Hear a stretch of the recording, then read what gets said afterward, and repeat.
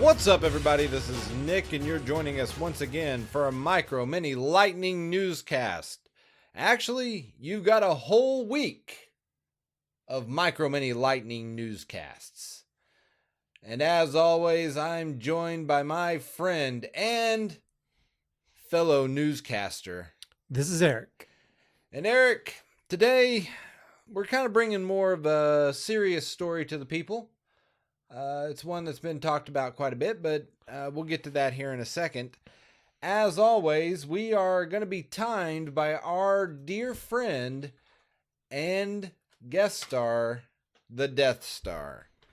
In 10 minutes, we have to bring you a story to lay it at your feet. This is always, as people know, Eric, news they can use. News that will help them get through the day and help them know the truth a little bit more. Okay. So, Eric, let's begin in 3, 2, 1. Eric, what's that first story? Well, I think our first story is we're talking about a big event that happened just yesterday, as the time of recording this, April 3rd, if I remember right. Correct? Yes. It's the YouTube shooting, right? The YouTube shooting. What's the current state of that, Nick? Do you know? Well, what do you mean as far as the current state? I know that they're still investigating it. There's been a number of things that have been brought out. This young woman, they do know her identity. There have been some things brought out by the dad that he said that he tried to warn the authorities. The authorities found her sleeping in a car that apparently the location is hundreds of miles away from her house, but he tried to warn them that she was probably going to do something like go against YouTube, and they just told him, we found her sleeping in a car and everything's fine. Beyond that, I know what everybody else knows, that some people were injured in the shooting. YouTube is not allowing any of their workers to comment, and that's kind of where we stand right now. What do you think about that? Not allowing your workers to comment on something that's happened around them. I'm not a legal person. I don't know much, but typically you can talk about stuff in your life that's happened. Whether it happened at work, unless you signed an NDA, not talking about like, what you're working on or who you're working with in certain projects, but talking about a very public shooting of an incident that happened at your workplace. I mean, I wonder how YouTube is kind of managing keeping their employees quiet.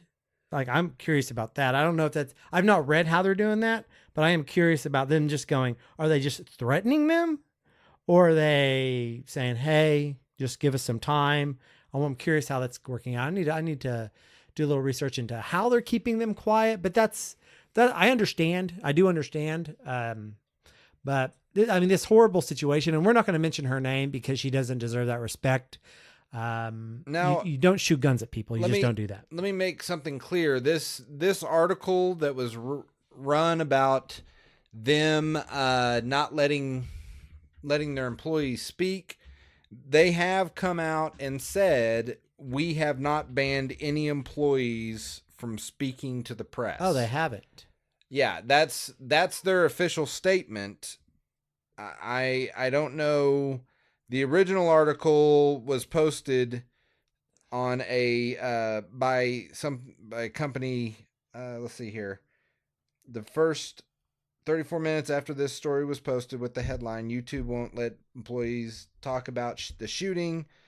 The company called this website or this journalism group, and they told them, we have not banned anybody. Okay, so they haven't. And that's pretty impressive that in 30 minutes they reached out very quickly, and I don't know where this journalism group got their information, but apparently it wasn't right. Okay, well, that's interesting. So what happened? This person walked into YouTube Prime and opened fire because she felt she was being filtered on YouTube, right? That's what I've Right. that she her due to policies. I'm not entirely sure what all policy she was against, but she thought she was not being monetized or not getting paid any longer, and that she was being filtered and age gated, I believe, if I remember correctly.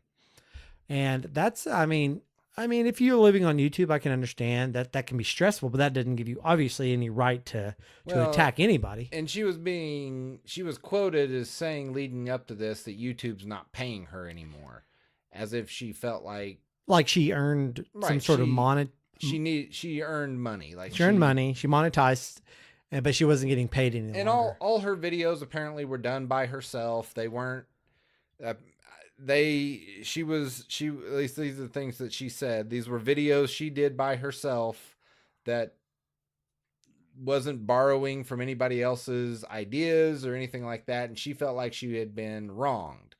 Now, I don't think the answer to that is to run off and you know, start shooting the place up, but it is something that I mean, we've been banned by YouTube. Oh yeah, we've been taken down on some things. It's always like, I mean, we don't make money on anything, but yeah, we don't make money. They took us down for copyright infringement. right. Actually, we have a license for some of the music when they took us down, and we just had like, here's my license to have music, this music, because we own a right to play it. And they put everything back accordingly.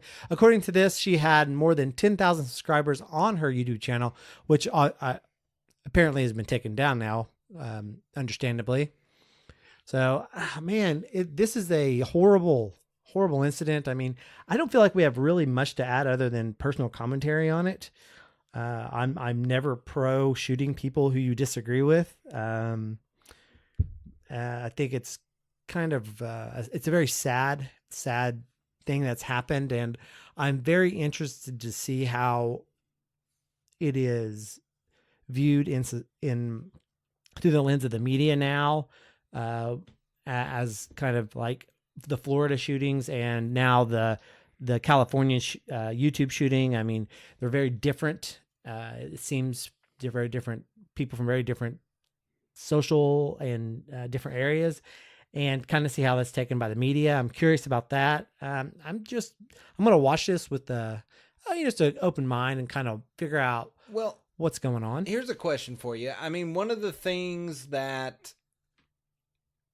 prompted this for this young woman was that she felt like the policies of YouTube were too stringent, or I mean, YouTube has changed their policies, especially for some of these smaller channels. Yes. Where before you could get money for having so many subscribers, and I know recently they did a thing where they went through and deleted things that look like multiple accounts or dead accounts or things like that. They culled the society. Yeah. And so people's subscriber count went down, and I know that affected people. That affected a lot of channels' revenue.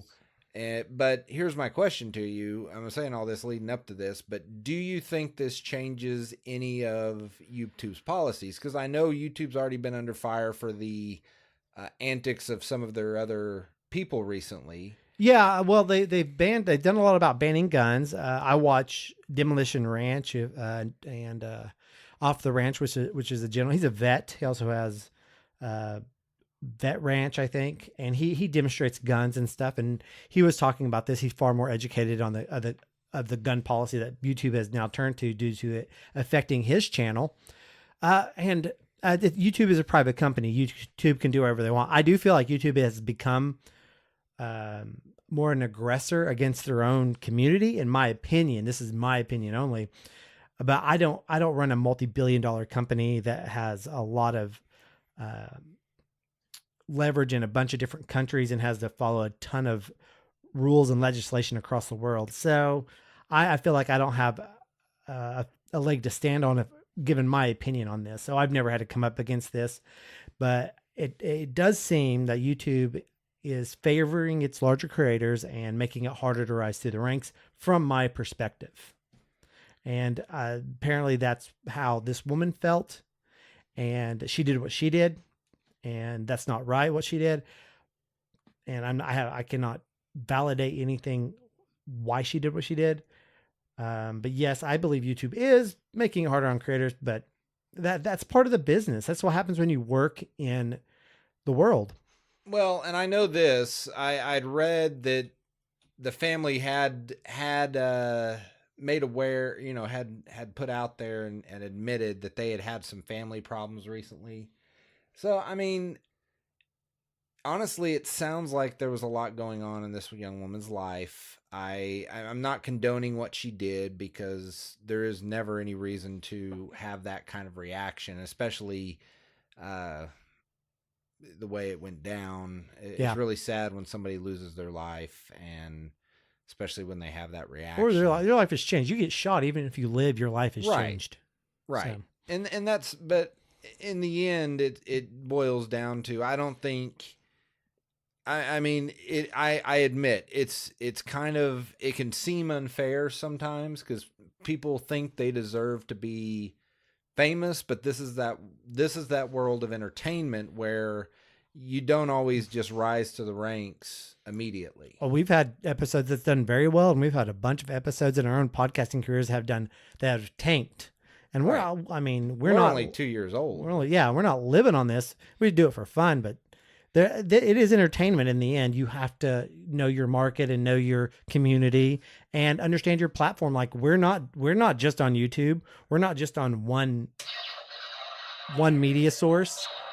We spread it out, right. And we are always looking at like more stuff on Facebook or whatever we feel like doing that would be better for the market and ourselves.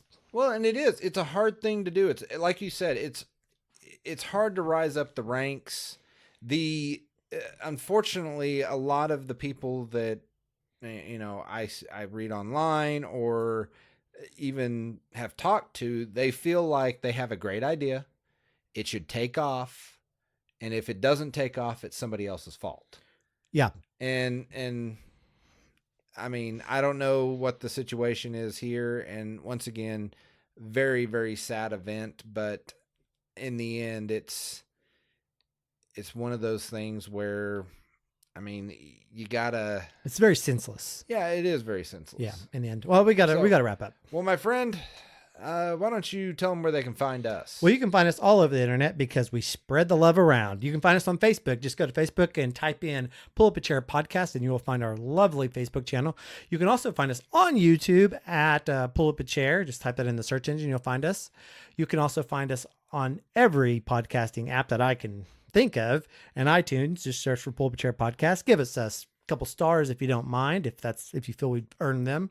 And you can also find us on our own website, puckpodcast.website, pucpodcast.website. Nick.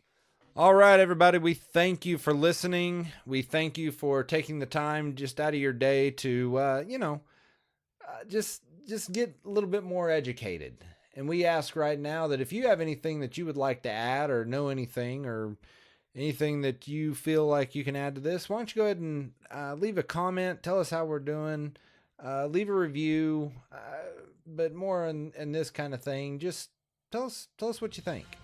All right, have yourself a great day. Bye.